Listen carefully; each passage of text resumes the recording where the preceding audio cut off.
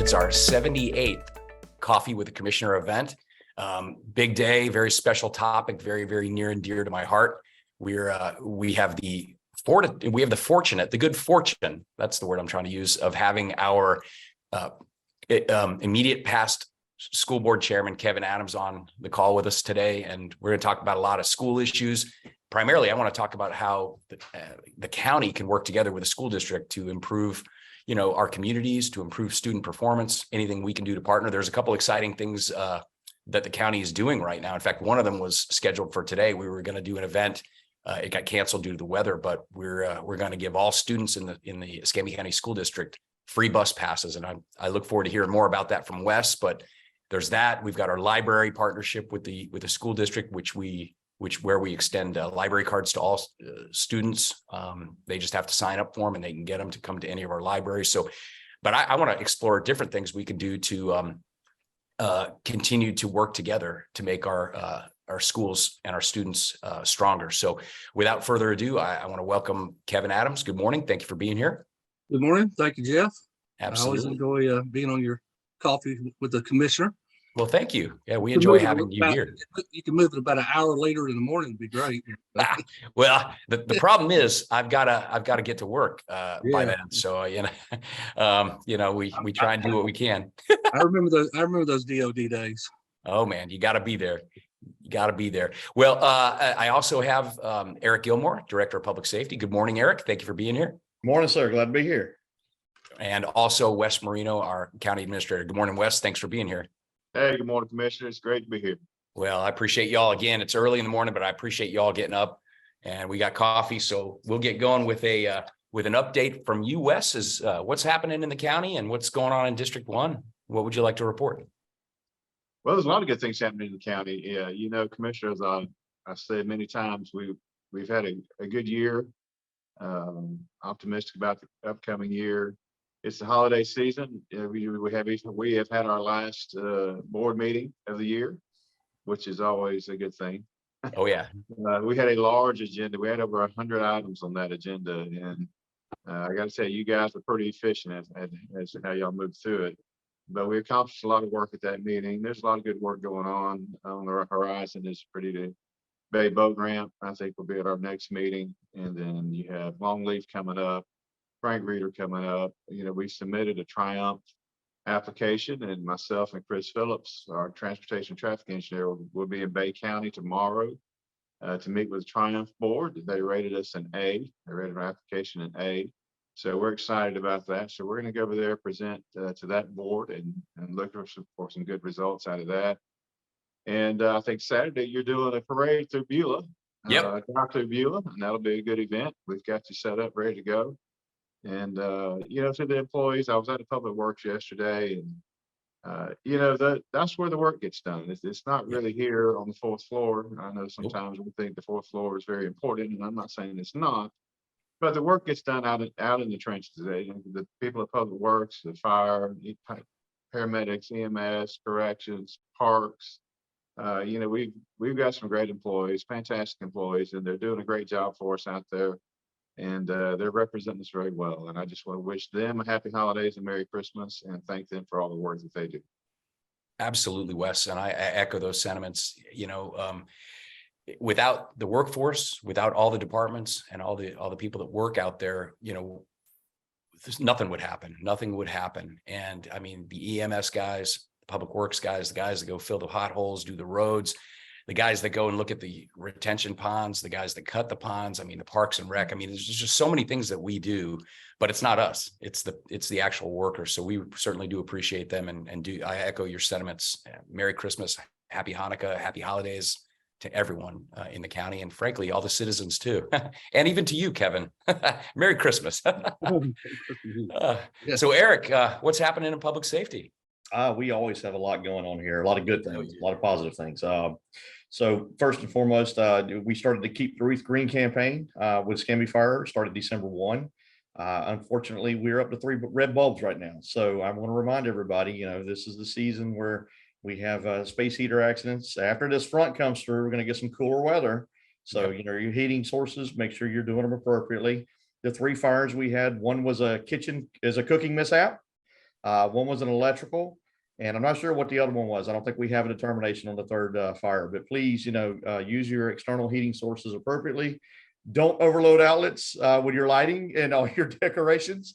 Make sure you're doing appropriate electrical engineering when you're doing your decorations.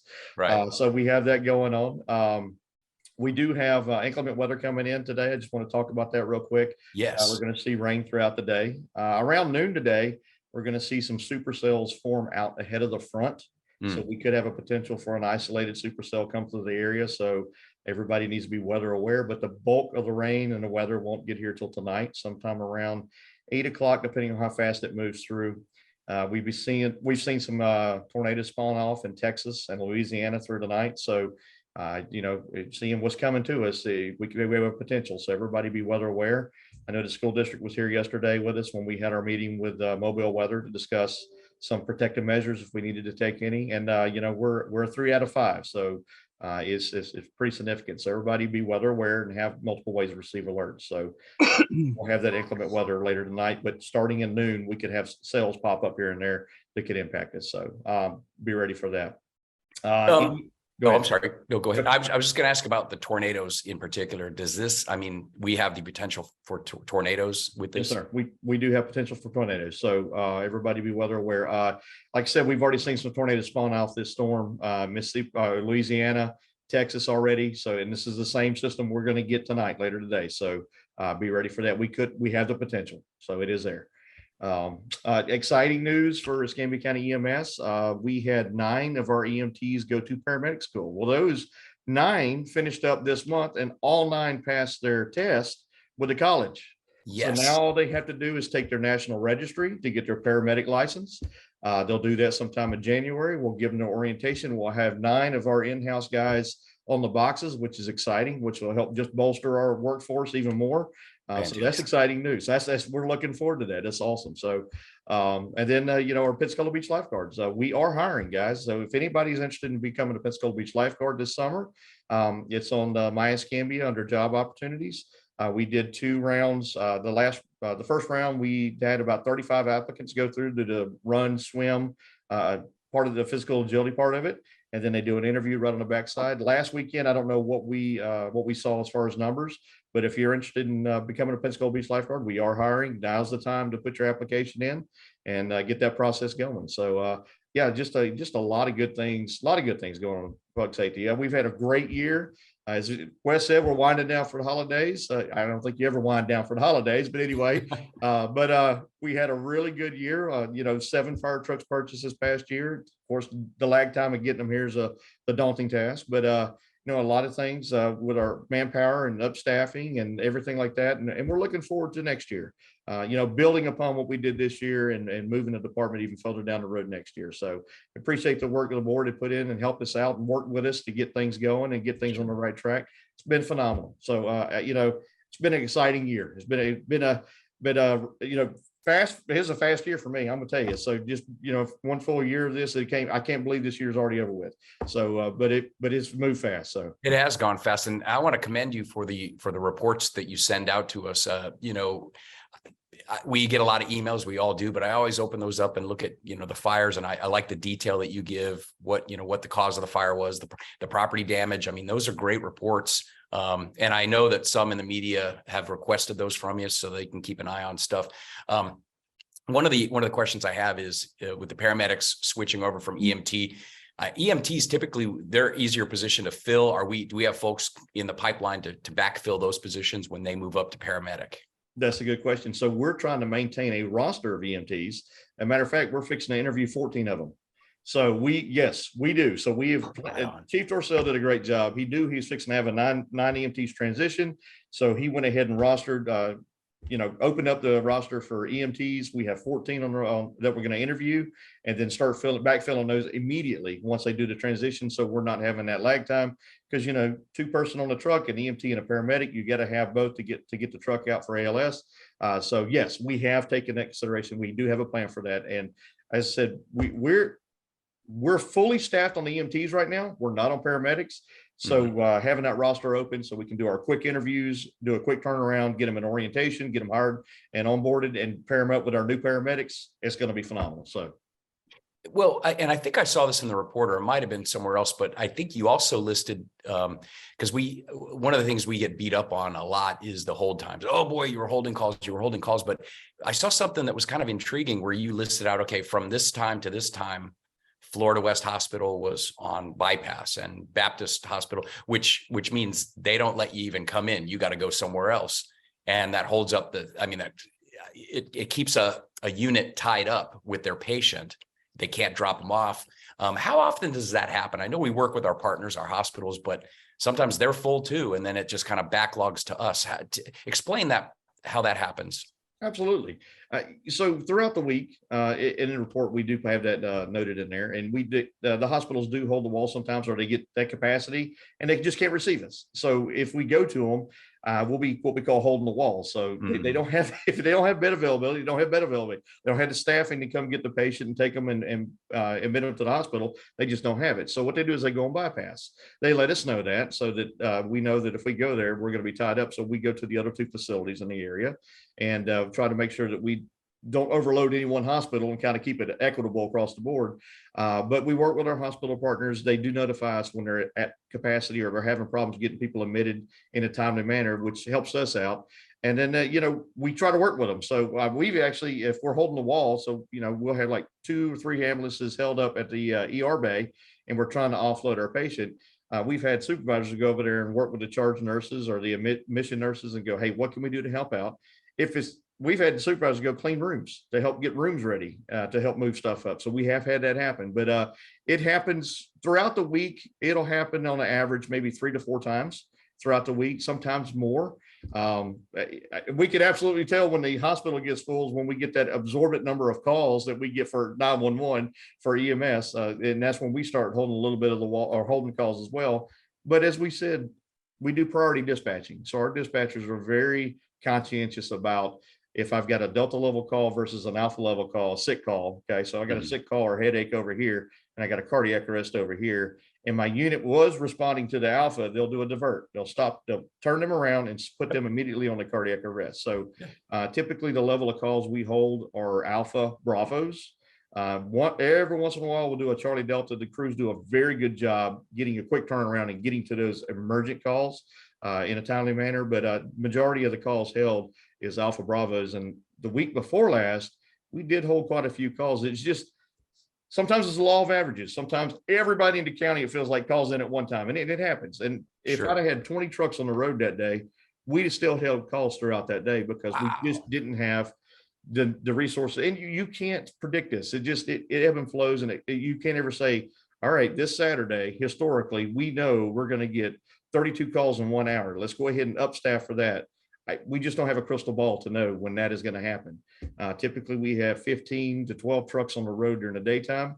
Chief Torcell and the crews working on staging through our peak call loads to bring more trucks on through the peak for the 12-hour shift, and then try to taper off and then have 10 trucks on for the not so high call volume time. So they're working on, now that we got staffing levels up, we can actually start playing with schedules. It's hard to play with a schedule when you don't have the staffing. So now that we're going to have the staffing, we're going to start playing with the schedules on the peak call loads and make sure we have the resources to meet the need during those peak call times. No, that's fantastic. I appreciate that. And 2 other quick things. The Ambubus, is it online yet, or almost, or? No. So we had some funding. Everything was grant funded. So the funding has gone through. Ward International had to go through and replace one of their air conditioners. And by the way, Mr. Adams, I appreciate the school board working with us. We got the bus from you guys. So we had to put a little bit of work in the bus because it was one that you didn't have. It was a surplus. But we had to replace the air conditioner, some component of the actual chassis or the engine system. So that's all. The work is all completed with that. And they put a air suspension system in it. So the bus actually will now lower so we can get patients on stretchers and everything. So it's got a air suspension system that we can raise and lower the bus. So all the mechanical work is mechanically sound is done. The vendor who's going to put the actual stretchers and the gurneys in it is he's going to come get it at the first of the year. It'll take a month for him to turn around. The seat's already taken out. He'll put the complete kit in there. and then we'll get the bus back. So we're looking first of the year, we'll have that bus ready to go. We're excited. And how many patients will that thing transport? Depending on these level of severity, if they're all green or, what we call walking wounded or, just need transportation, we can hold up to 16.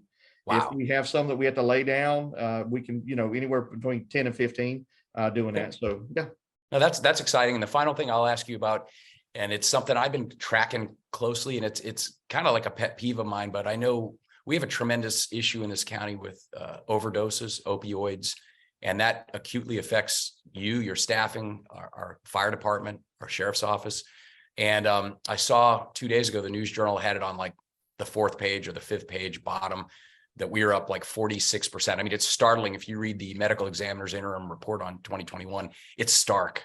Methamphetamines, the deaths, the opioids, the fentanyl. That's something that has really taxed our EMS units and our fire and our sheriff's office. But we're starting the core program. So when does that kick off? Are we hiring people now? I mean, is that going right now? So good question on that. So the hospitals, I think they met all their requirements. I think they're ready to go. Chandra Smiley with Community Health, I think she's got her psychiatrist on board and her mental health people on board. The last pieces were we were hiring our staff, which we have interviews next week. So as soon as we interview, we're going to hire 3 nurses and 2 EMTs for the core program. The core program is funding those positions. We've got 14 nurses we got to interview. So we had 14 nurses apply for the job, and we've got out of the EMT applicant pool, we're going to put some of them have applied for both our road EMT and the core program EMT. So we've got the applicant pool for that. We're doing all the interviews next week. We'll offer the job shortly after that. The holidays are coming up. We know that it's kind of crunch time. So we'll have our staff on board in January. We've got the vehicle, we've got everything. And the last piece that they're working on this week, I think will be shored up and done, is the funding will go to Northwest Florida so they can buy the Suboxone and have the drugs and everything in place and ready to go for distribution. Well, that's great. And I think that's important. To me, it's just astonishing that the national media doesn't talk about it. They don't talk about it. They do not talk about it. You see an occasional piece on Channel 3. Again, the News Journal put it on the 4th page on the bottom after the stories about food trucks and a coffee shop. And then they bury this I just don't understand. It's like, it's something people don't, we have to talk about it when we're losing, I think 186 of the deaths in the circuit were Escambia County residents, over 100,000 in the country.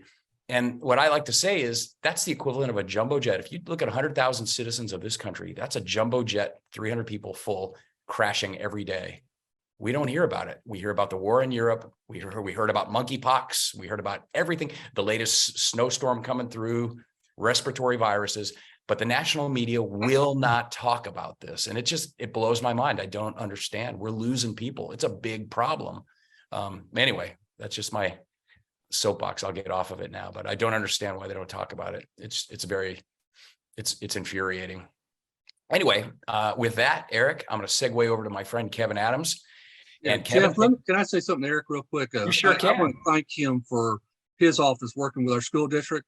I know weather prediction is a very hard chore to do, and a lot of people in our school district, a lot of our parents don't realize we have to transport or move tens of thousands of students, buses, whatever's happening, employees going.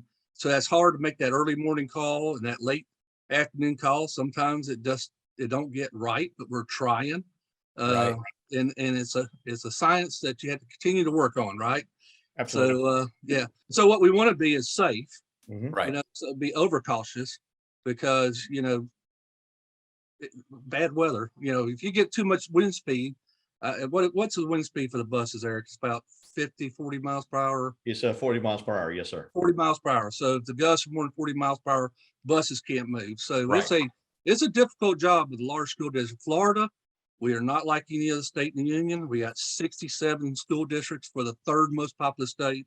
Right. Wisconsin's got 486 school districts. Exactly. So when you got these big school districts, it's a very tough situation where other people may only have an elementary, a middle, and a high school. Right. Right. So, I remember that was appreciate everything you're doing. Thank you, sir. I appreciate it. Your staff's great to work with. And, we always err on the side of safety, Right. always. So first and foremost, if we say it's safe to go out there and do that, we've taken the timing out, we've looked at all the modeling, we've done everything we can do to make sure it's possibly safe for the students, the employees, and the parents to feel confident that we made the right choice. Now, as I tell everybody, we try to make the worst wrong decision that we can, but we Right. take all those things into consideration to make those determinations. So thank you, sir. Thank you, sir. Well, yeah, and Kevin, I remember when we would close schools down, or we'd have a weather day coming through, and it's a no-win situation. Some parents are like, "Why'd you close school down?" And then we'd be like, "Well, the bridge is going to close if the winds are just." And sometimes you get it right, like you said, and sometimes you didn't. But safety always has to come first. So I want to start out, Kevin, by congratulating you. You had an election in the last cycle. Yeah. You worked really hard. You walked door to door. I saw you out. I saw your signs, and you clobbered your opponent. I think you got like 75%. That's a big win. 72. It was Yeah. approximately 72%. Yeah. Well, Yeah. I just want to say congratulations to you, because that's hard to do, especially this day and age when you've got everyone second guessing you. Everything you do, you're second guessed. Well, school board has been, across the state of Florida, across the country, it's been a very dicey situation at times. So, and it started from that COVID, with students being remote, parents were able to see what's going on with their schools and their teachers. And I think that kind of started it. And, but it's been highly charged politically. Yeah.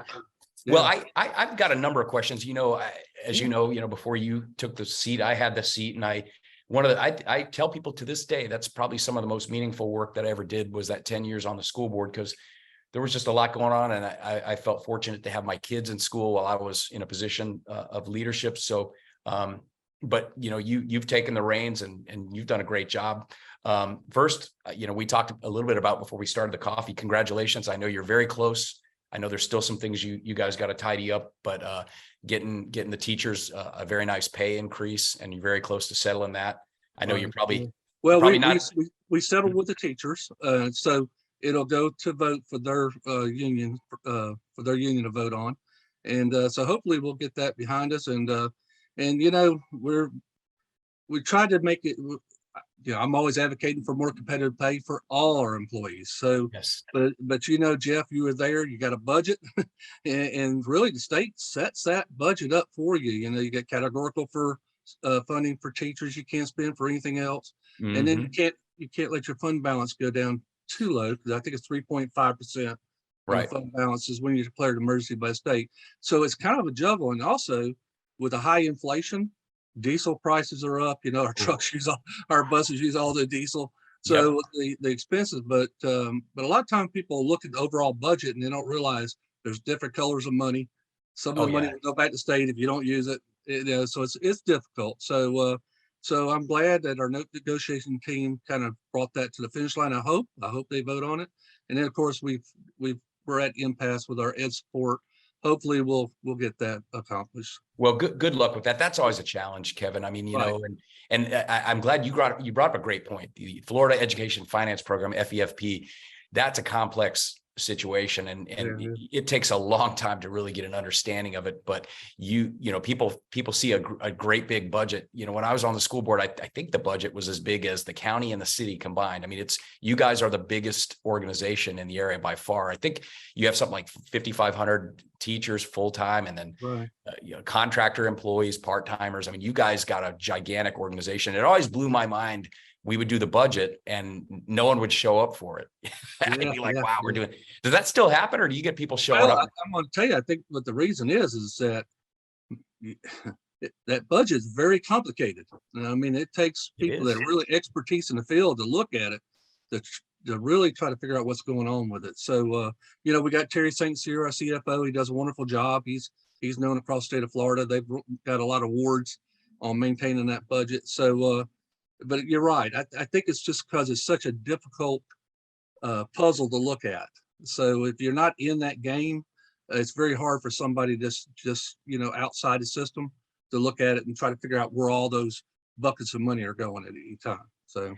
Yeah, and no doubt about it. Now, one of the things that I've seen recently, and any of these questions, Kevin, obviously, you tell me if you're at liberty to talk about them, or if you'd rather not. But one of the things I've seen recently that seemed new to me was like I almost want to say it's like a PR campaign with the assistant deputy superintendent voicing Yeah. over. What is that for, and how much does it cost, and what fund is that coming out of? Is that the foundation funding that? Well, I believe it's coming out of that general funding. I mean, I'd have to check on it, but it's a branding type campaign. Okay. The superintendent and, decided to go forth with. And, originally, I think it kind of started where me and Ms. Hightower were mentioned a lot of times. There's a lot of good news going on with the school district, Mhm. but really the only thing that really gets to the press sometimes is, the old saying, if it bleeds, it reads, Oh, So, yeah. Oh, yeah, yeah. so they saw it bad. Oh, yeah. So the concept at the beginning was, let's get that good news out on thing. I was at Bailey the other night for their Christmas, their band, concert. 300 students are involved with that band program at Bailey. Oh, it's I mean, amazing. a fabulous program. I'll be at, unless Eric tells me no, I'll be at this evening with Beulah Middle School for their concert. So there's a lot of great things going on with the district. So that was something that we're going to try, So yeah, but all roads lead to our general funding most of the time. Yeah, that's what I thought. I know that there's a foundation that does some work, and so I just was Yeah, the curious. foundation does. Yeah, and I'll check on that. It could have came out of the foundation, but yeah. Just it was something I hadn't seen, so I figured I would ask the question. They started the Obviously- billboards, with the teacher Right. of the year, that kind of stuff. So just try to give some recognition, because right now, you got Channel 3, you got Tanner, Crisis in the Classroom every night, So it's not telling a true story of the district. You're highlighting a few issues instead of all the good. Your kids went to our school. Oh, yeah. district. My Oh. kids went through it. Yeah. We just know my son Ryan got his first job the other day, so I'm happy. He went to college, and so there's a lot of good things going on with the school district. Yes. Unfortunately, it's just those. Our teachers, they were real heroes during the whole COVID, and our ed support people. So we took a pretty good hit in COVID when it comes to school grades. Yeah, Our percentage of level 1 and 2 students is way high.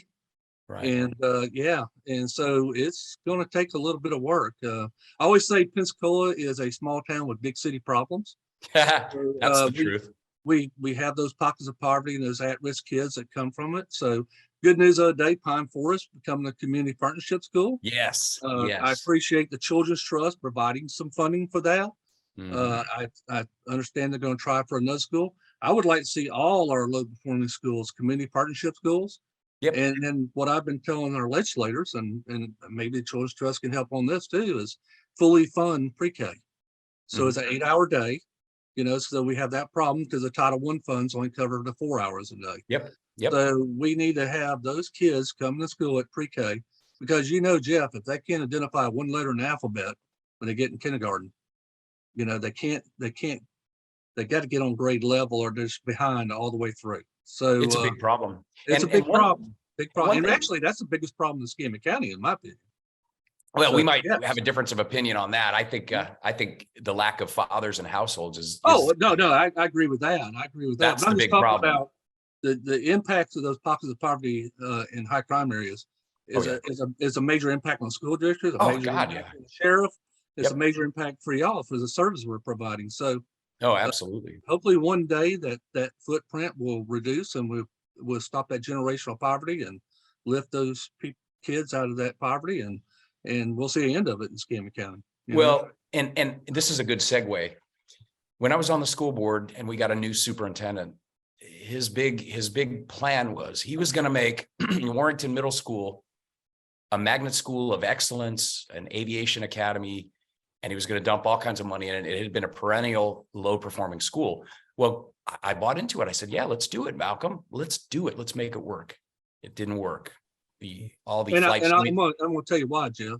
Well, I'm and going to get, let me get the Go setup. ahead. All right, go Let me ahead. get the setup and then All right. I'm going to tee it off to you.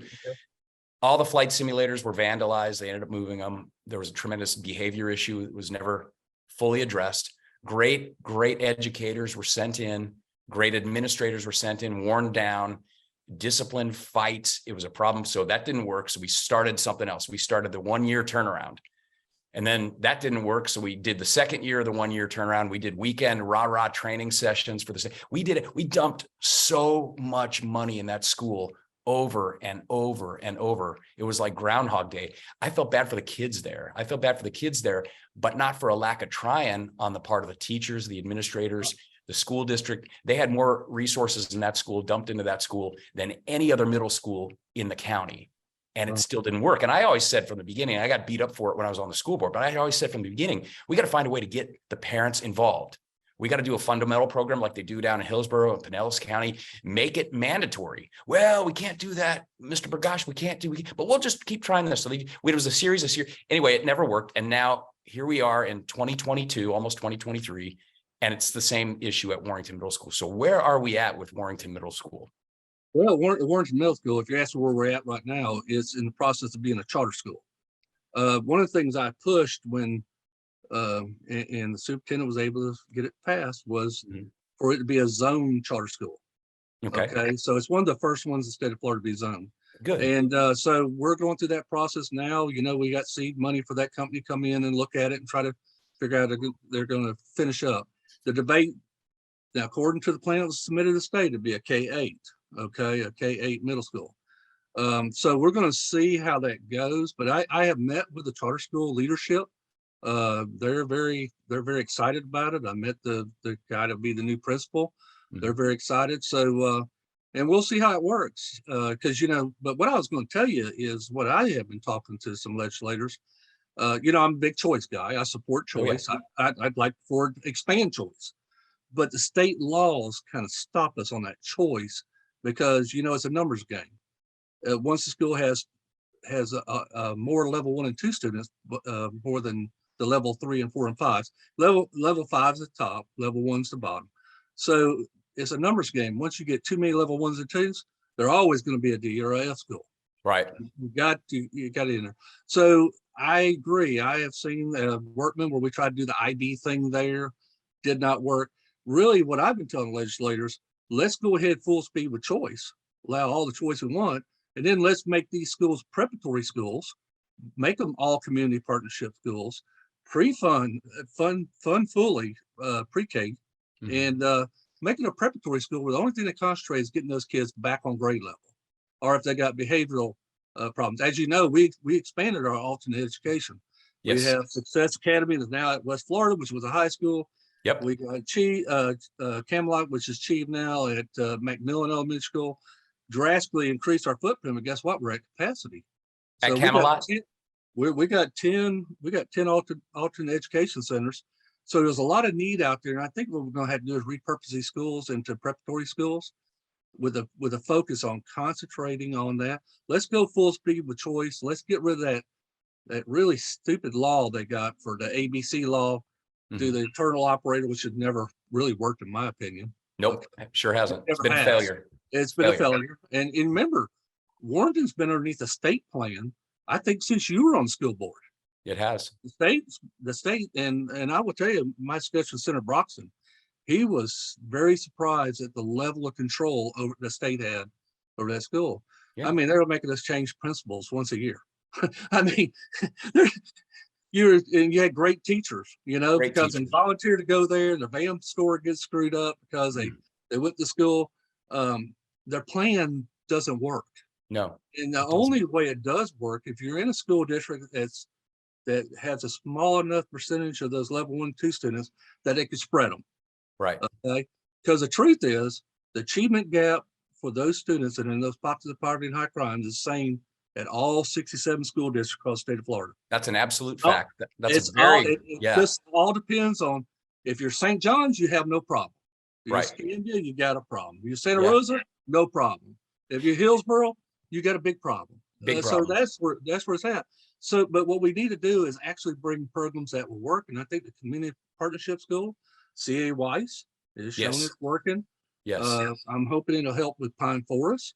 And so if we need to actually have working programs is what I'm getting at. And I think all the little things we tried in the past, we had to try something, but now we realize it don't work.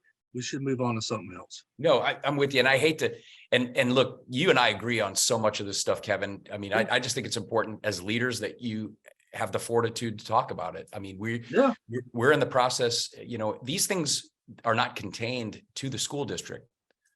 Students If students, and I used to say this when I was on the school board, I still say it now as a county commissioner, if a student is allowed to have 50, 60, 70 referrals, and that was happening. Yeah. I think we put a stop to that. Kevin, did we get to a point where if you got 7 referrals, did they keep the policy? Because we changed that where at the 7th referral, it's the parents are coming in. Are we still doing that? Well, it's kind of work in process. And I will tell you, the superintendent did come up with a recommendation for us.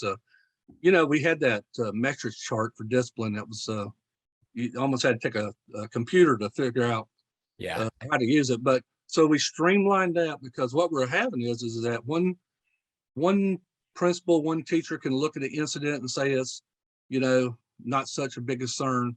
Another one looks at it and says, hey, this is assault or something, but Right.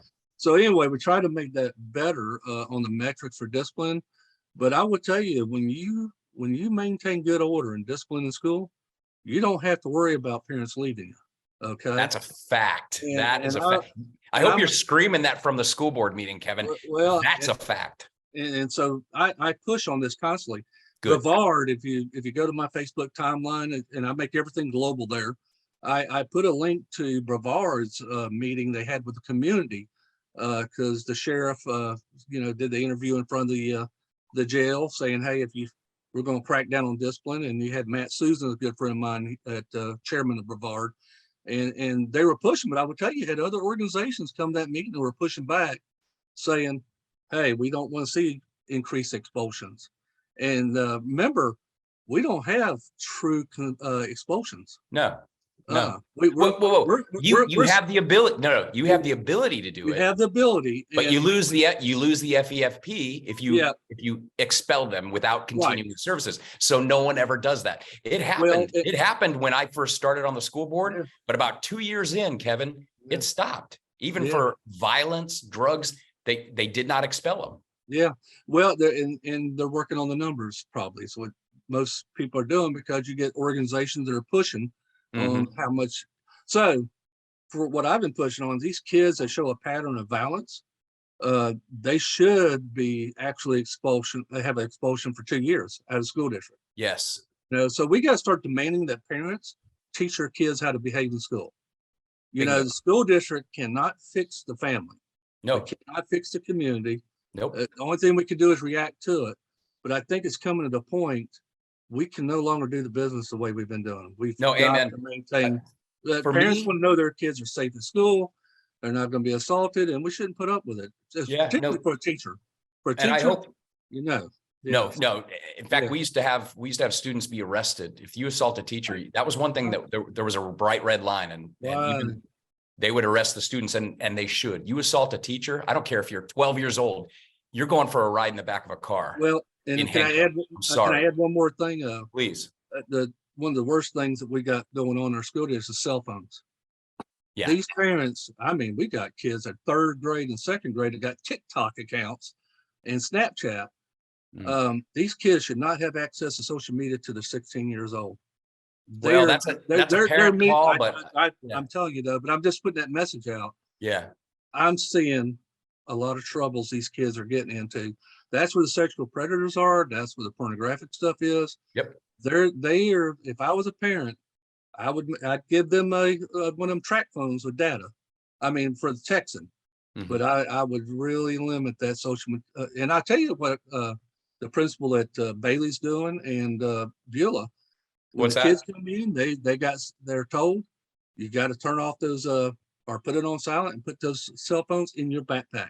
I like that idea. I Yeah. like that. No, I think So, students should have the cell phone. And in some instances, maybe you can use it in your classroom. Okay, everyone pull your cell phones out, Google this or whatever. But you're right. Kids are so Terrible. distracted. This TikTok, these reels. It sucks you in. I get sucked in. I'll be honest. Sometimes and before you know it, there goes 10 minutes. You're like, whoa, what is this? I can't imagine a kid with no attention span. He's not going to mathematics or the latest No. TikTok video. It's killing them. And I will tell you, our firewall don't stop it because they're coming in with their own hotspot. So That's a challenge. We can't control their own devices. And I tell you, I got kids in elementary school that got Apple watches, and it's kind of crazy. So I would tell the parents, I would recommend. I can't, I respect parental rights, but take a hard look at that and let the kids be kids. Yeah. They got plenty of time in life to be on social media, and it's just too young. I for 'em, agree with you, particularly Kevin. In elementary school, but I'll get off my soapbox there, but No, no, I and see a I lot do, of troubles there. I Yeah. do agree with you in part Mhm. on that. Hey, so I will run through these quick, or else, man, I could spend an Okay, hour go talking. ahead.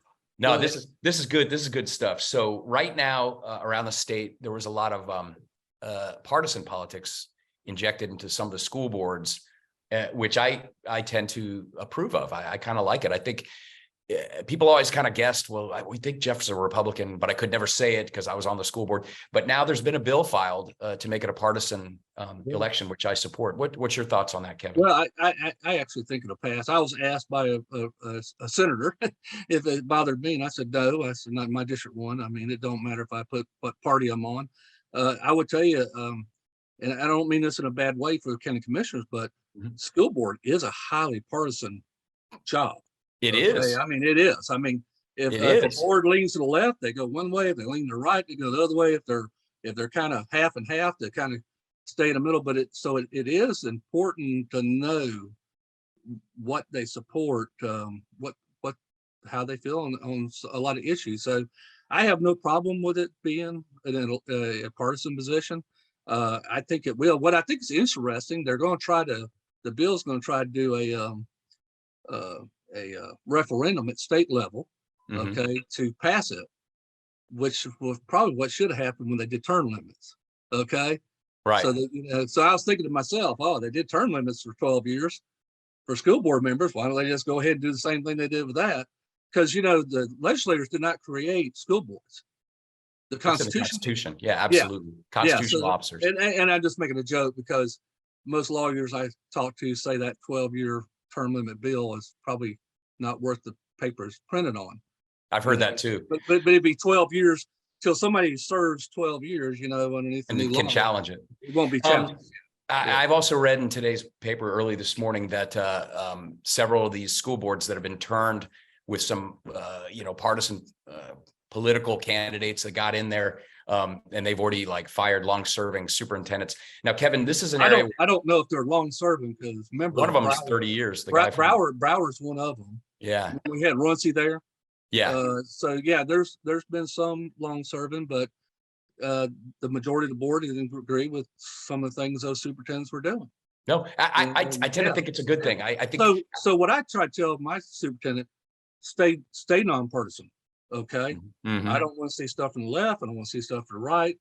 It's not up to the school district to teach your kids some ideology type theory. We Right. need to stay on reading, writing, and arithmetic and leave. And that's what I told them. I don't want to see campaign signs from one side or another in our school district. No, I agree with that. And Yeah. but it's hard because I know it's only a one-sided conversation if we're talking about, if you had to get, well, anyway, I don't want to get into that. When you get particularly in some of them, everybody knows from the news or they know which school district state of Florida more lean to the left. But I would tell you, Ron DeSantis, he flipped a lot of those He sure did. counties. I mean, the counties voted red, which was surprising. Well, So- I want to give props to Moms for Liberty, my friend Bridget Ziegler, Tina Deskovich, people that I know from the Florida Coalition from going way back. Those people had a lot to do with that too. They actually funded over 30 school board races. School boards where it's at, man. That's where it all starts. You Yeah. set the tone. You hold people accountable, and I kind of like what I'm seeing. And I like the idea that if the superintendent is not getting it done and not doing what the board wants, they can be removed. That's part of the reason why I've always supported the appointed superintendent. Now, you and I, Kevin, Yeah, we had a definitely- famous disagreement on this, but The good news is there was 38 school districts with elected superintendent, and we gained another one the other day. I heard Lee County went County, back. yeah. Lee County Yeah. went back. But Because that's most of the time across the state of Florida, and the governors have figured this out. Yeah. When he has a problem with a school district, and it's a appointed superintendent, he can't remove them. well, He has to remove, like he did at Broward. He removed what, four school board Four. members. school board members. So it's a difficult situation. I think even though you're there, a lot of people in the state are starting like, okay, Yeah.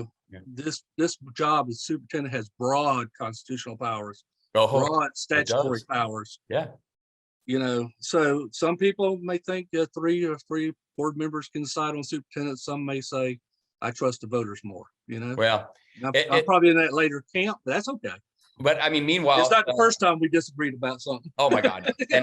And the good news is, Kevin, we agree on most things, but there are a few things we do disagree on. But I want to talk to you about how do we encourage parental involvement? I will tell you, we had a real problem with the FCAT going back, or the third grade reading, that was the bar. And if you didn't get the kids at reading level at third grade, they had to be held back. And one of the things that we did, I want to say in 2010-11 timeframe, was we mandated regular meetings with the parents from the second grade going into the third grade leading up to that test at all the schools, particularly the Title I schools that had level 1, level 2 students. And it worked. It worked, man. We saw, and it was hard though. It was very difficult because it was hard getting a hold of these parents. A lot of them didn't want to engage at all, but we forced them. We made them, the principals held the teachers accountable, teachers held the parents accountable, and the students improved, which really proves my point that, it's all about the parents. It all starts at home. You guys have them 1/3 of the day or less. Parents have them 2/3 of the day, but then that kind of fizzled out. So are you guys doing anything like that? Well, I'm going to tell you, Jeff, the community partnership schools.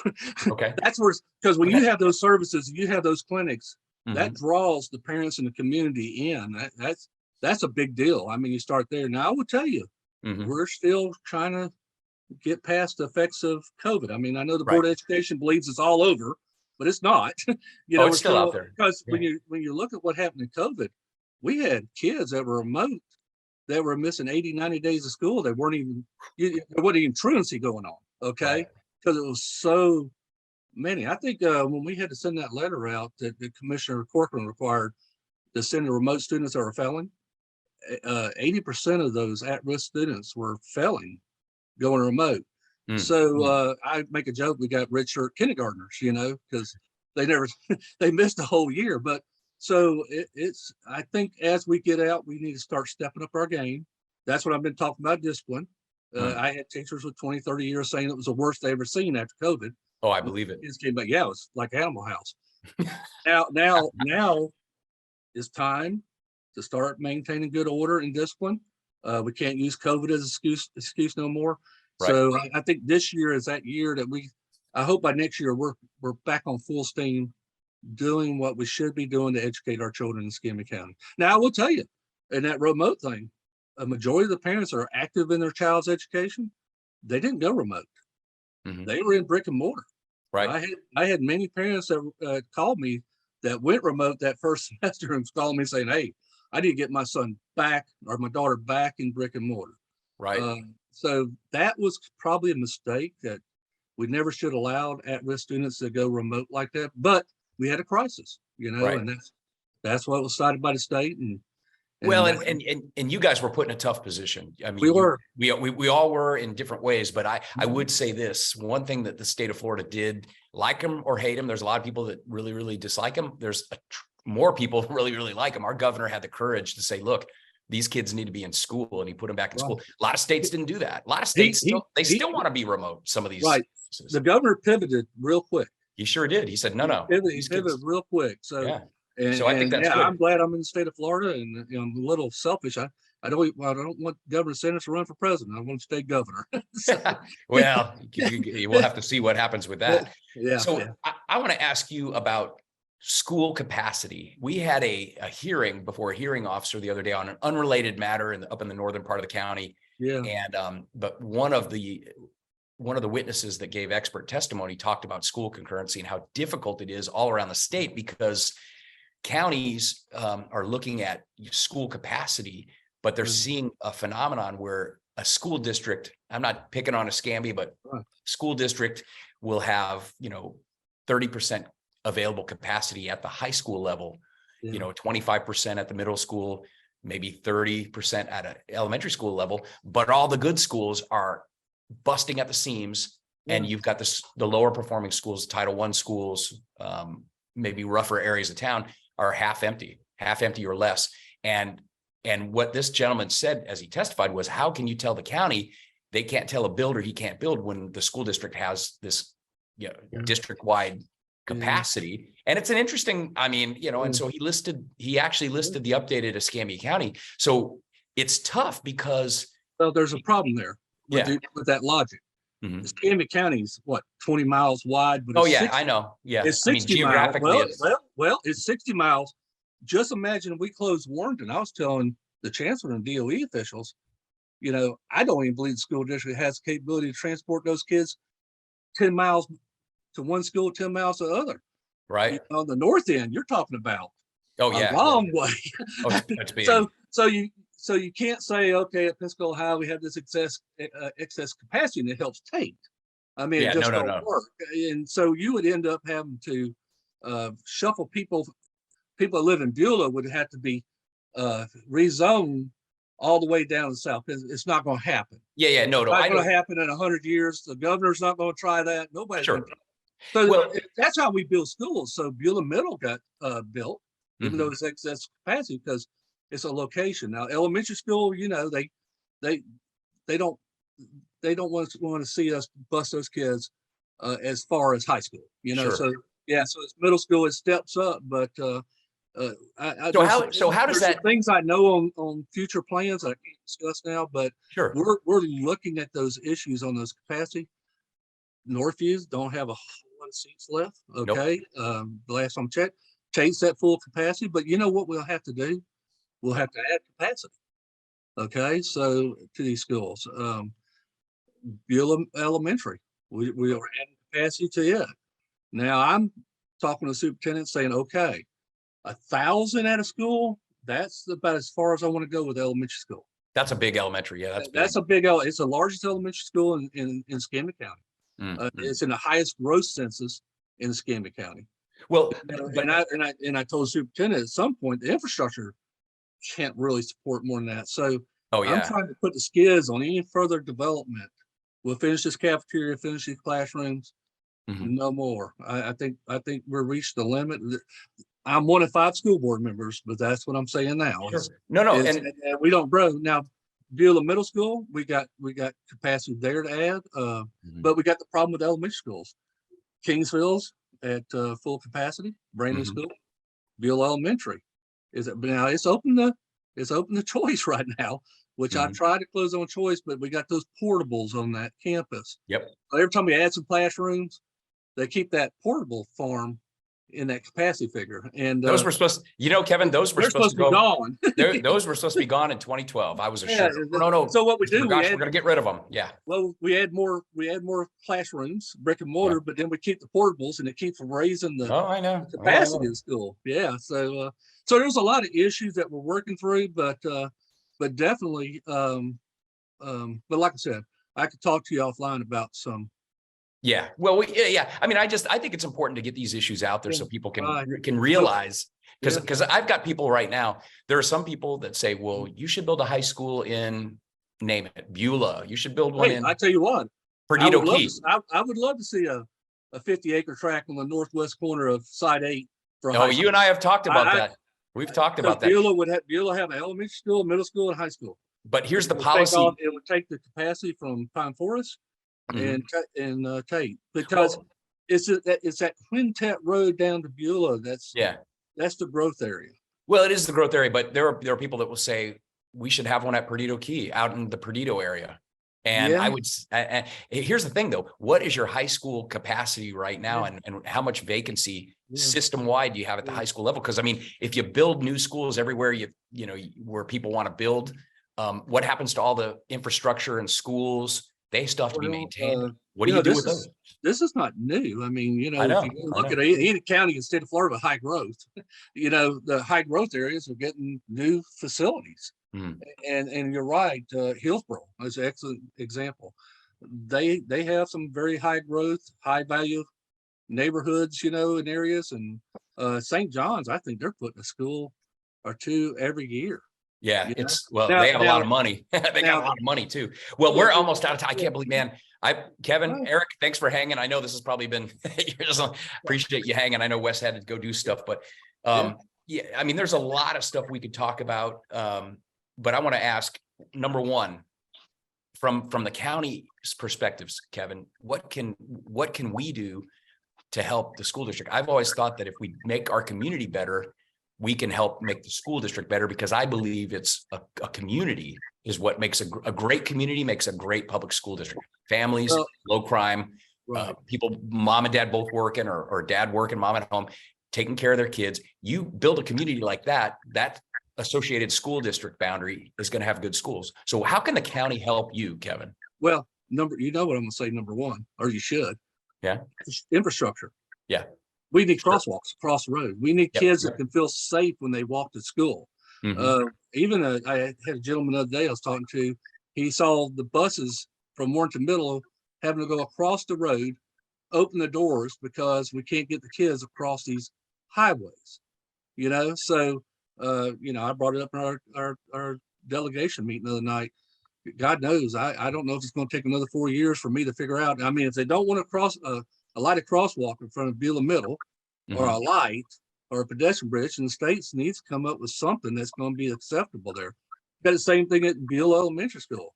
Right. Subdivisions across the road, but we don't have no way for the kids to walk to school. To walk across. Yeah, no, that's a Yeah. problem. So That's for and that- for the community, Mm. I would suggest that the county looks at these areas, and I think you've done it where some subdivisions get these crack houses and stuff that, you actually demolish those houses and buy them out right. and revitalize the community, put new housing. And Yeah, we've done that. I mean, think, the city's done that downtown. They've been very cities do it. successful. Yeah, they're Yeah. going through it. So I think the infrastructure, I think, it looks like everybody's trying to work on the wireless connection for these students. Yep. The haves are doing pretty good in Escambia County, but the have-nots, it's really not that great for them. No, I know. Yeah, It's it's tough. not at all. Yeah. So, Well, let me ask you this. I got one final question. We got time for one final question. I've got a list of things that I think are the biggest barriers to school and to student success. And I think, and I'd like to know your thoughts. I've got discipline. Obviously, school discipline is very important. Their home life, I think, is the number one indicator of whether or not they're really going to be successful. I mean, having great teachers, I think we have great. I've always said that. I stood up for teachers. I never let people bash. Now, I don't like their union. And most of the teachers in Escambia County, at least when I was on the board, are not in that union, right? They're all represented, but the majority are not in it. But or resources, teachers, discipline, home life. What do you think is the most important? What are the barriers to well, I students doing would better? tell you the secret sauce, is if you got at least one loving, caring parent. And I say parent, it could be guardian, it could be grandparent. One loving adult figure in that child's life that takes an interest in their welfare and Yeah. their education and is fully participant. They're going to be set. You drag them to church on Sunday, and that'll really bring up the odds of them being successful. So, but I think that it's all comes down to the parent. We must require parents to be parents. They should be that parent. Yes. And so to me, that's the biggest problem. And I think that's where it is.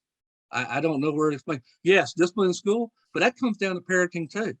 I know when I went to high school here in Escambia County, if the dean gave me a choice between two licks and call my parents, which one I would take. Right. I know which one I took. That's the way it was. And so if these kids, if they're not taught to behave at home, they're not going to be behaving at school.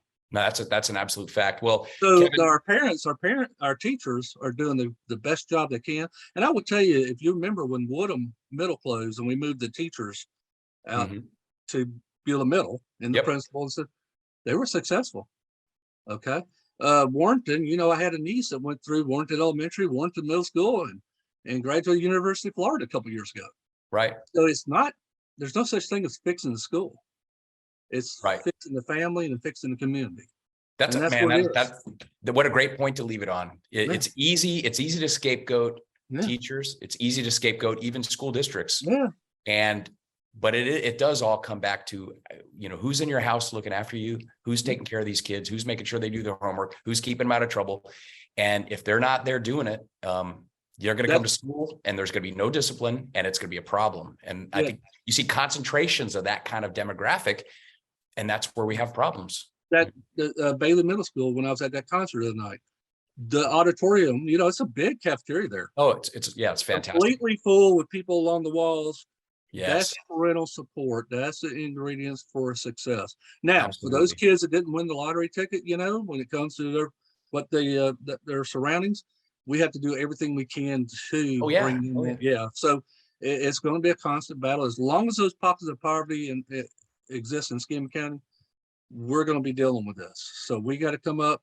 That's where we need to use community partnership program. It's been successful across the state. It's expensive, It's very but expensive. but it's very expensive for these kids not to have an education. That's so true. Because then they just end up a lot of them will end up I hate to say it, in the justice system, which costs even Right. more. Well, Eric, thank you very much for being here today. Great conversation. Kevin, thank you.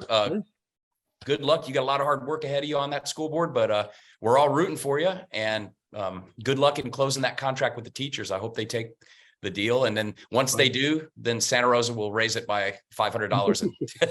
That's what they're going to do. That's what they're going to do. Anyway, everyone have a great week. Thanks for being here, and we'll see you at the next Coffee with the Commissioner.